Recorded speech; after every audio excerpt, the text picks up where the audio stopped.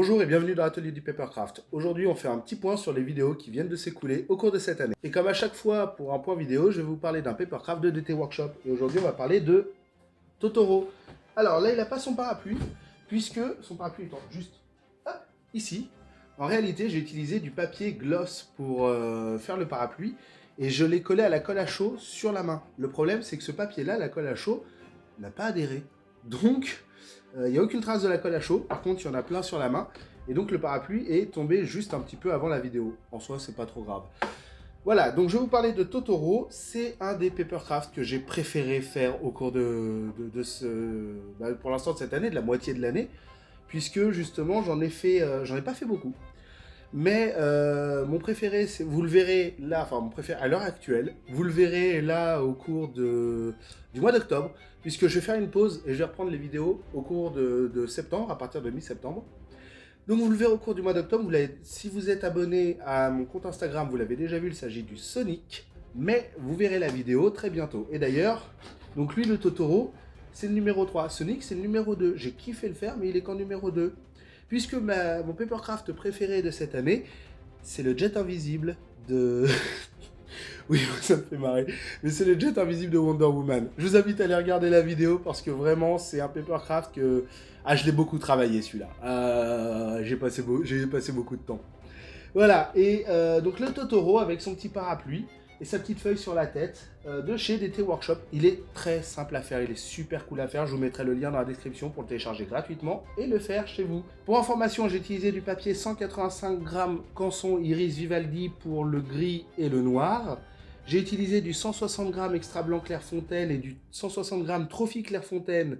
Donc le blanc, c'est en extra blanc, le Trophy, c'est le ventre couleur beige. J'ai utilisé du 215 grammes linen cardstock que j'avais encore en stock du Barrett Wallace pour la feuille. J'ai fait le parapluie, lui, c'est du papier gloss de chez Action, c'est du papier que j'ai acheté, c'est du 210 grammes ou du 215 grammes aussi. Voilà, c'est du papier gloss. C'est le même papier que j'ai utilisé pour le... Voilà, c'est rangé. Je disais que c'est le même papier que j'ai utilisé pour le dragon de chez Tamasoft. Voilà, qui fait ses 30 cm. Et pour information, Totoro fait 50 cm. Voilà. Il va rester sur le canapé. Donc, je suis assez content parce que c'est un papercraft qui est très cool à faire.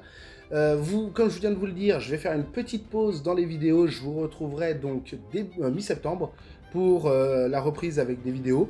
Vous aurez pêle-mêle du Tails, de la Patte Patrouille, du Sonic. J'ai prévu aussi, là, cet été, de bosser sur un gros projet. Alors, pas autant que pas aussi gros que le projet Mastodonte qui était les frères Elric, mais quand même à taille réelle.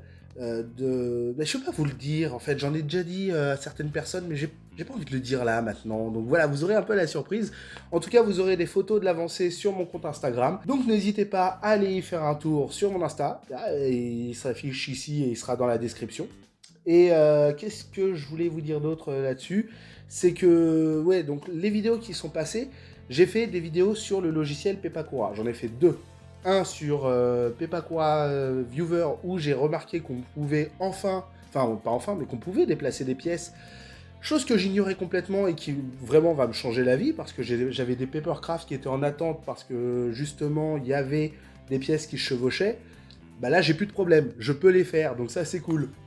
Et au passage, la vidéo sur Pepakura V5, qui à l'heure actuelle n'a toujours pas eu au moment où je tourne la vidéo, n'a toujours pas eu de modification. Au moment où je montrerai la vidéo, pareil, je vous mettrai un bandeau, est-ce qu'il y a une modification? Là aussi, vous aurez un oui ou un non. S'il y a eu la modification, c'est un gros oui. Et il y aura donc aussi écrit dans la barre de description s'il y a une modification. Et au moment où je monte la vidéo, hein, je précise, puisque la vidéo, elle va sortir le dimanche où moi je serai avec le doc de la chaîne One Piece Passion à la Geek and Chain. Et ça sera à Mulhouse. Et franchement, ça va être cool. Bon, même si là, techniquement, on est dimanche soir, on est crevé, c'est la fin de, c'est la fin de convention. Et qu'en plus, on enchaîne derrière avec le Japan Tour. Mais bon, ouais, ça c'est autre chose. Je suis assez content aussi de l'avancée des Megazords. Hein. Je vous passe ça furtivement, mais... Voilà, vous aurez une vidéo qui va passer, qui va arriver très bientôt, hein, c'est le numéro 18, où j'ai terminé la tête du mastodonte des dinosaures. Et donc à ce moment-là, bah, vous pourrez, des Megazords, à ce moment-là, vous pourrez en profiter. Voilà, parce que je vais en parler. Et j'ai plein de choses positives à dire et ça c'est cool. Alors pour les vidéos à venir, j'ai prévu aussi, puisque j'ai contacté 2-3 personnes que je connais et je leur ai demandé qu'est-ce que eux ils voudraient. Parce que avoir des idées c'est bien, mais je me répète en fait dans mes idées. Je vais vous proposer du FF7 puisque j'ai continué la gamme avec cette année vont arriver Tifa et Aeris. Mais j'avais envie aussi de proposer autre chose et de voir des trucs que je fais pas forcément parce que oui, je suis fan de Pokémon, je suis fan de Metal Alchemist, mais apparemment il n'y a pas que moi et on me demande beaucoup de trucs comme ça. Donc vous allez en voir encore un petit peu, mais j'ai essayé de sortir un petit peu de ma zone de confort et de proposer des trucs un peu différents. Voilà, donc ça c'est à peu près dans les grandes lignes ce que je vais faire, sauf que c'est très cryptique, hein, j'espère en tout cas, enfin j'espère pas, je veux dire, c'est compliqué, c'est cryptique dans le sens que je vous dis les choses que j'ai envie de faire, mais j'ai pas envie de vous révéler tout de suite parce que si je vous dis ouais je vais faire ça, je me connais, je vais pas le faire. Donc je préfère vous le faire et vous dire après ouais j'ai fait ça. Voilà, je fonctionne mieux dans ce sens-là. Toujours est-il que là, je vais me prendre 2 petits mois de vacances, alors pas parce que j'ai les moyens, machin, etc., mais parce que je suis père de 2 enfants en bas âge et que c'est les vacances scolaires et que j'ai envie de profiter un petit peu de mes gnomes, ce qui est tout à fait normal. Voilà, hein, on se comprend. Si, il y a autre chose aussi que vous verrez très bientôt. Le Ranger bleu, il est quasiment terminé. J'ai la flemme de faire son arme, vraiment. Hein, j'ai les fichiers qui sont juste, enfin la feuille qui est juste ici. J'ai la flemme de faire son arme, mais je la ferai, faut que je la fasse, parce que j'ai envie que le Ranger bleu il soit terminé, et il rejoigne l'armée des 2 autres, et ensuite j'enchaîne sur le Ranger jaune, normalement. Et après le rose, et le noir. Et le vert, faut que je fasse le vert aussi, ouais, il y aura le blanc et le vert. Ouais. Il me fait peur, Totoro.